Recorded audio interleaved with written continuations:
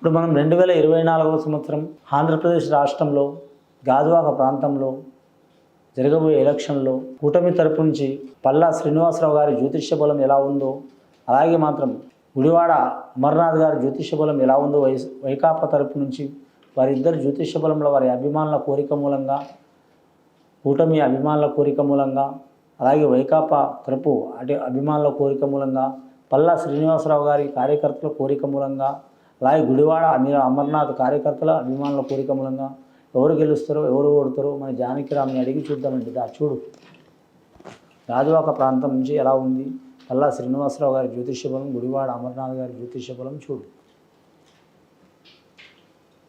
ముఖ్యంగా వారి జాతకంలో చెప్పాలంటే షిరిడి సాయిబాబా వచ్చిండండి, చాలా పెద్ద భారం ఉందండి వారి పేరు మీద. ఆంజనేయ స్వామి వచ్చిండు, భక్తాంజనేయ స్వామి, వీరాంజనేయ స్వామి. చూడాలంటే మాత్రం సంజీవిని పర్వతం ఎత్తుకొస్తున్న ఆంజనేయ స్వామి.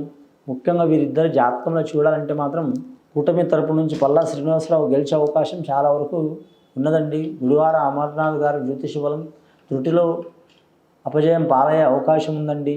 ఇద్దరికి సరి సమాన యోగ బలం ఉంటుంది.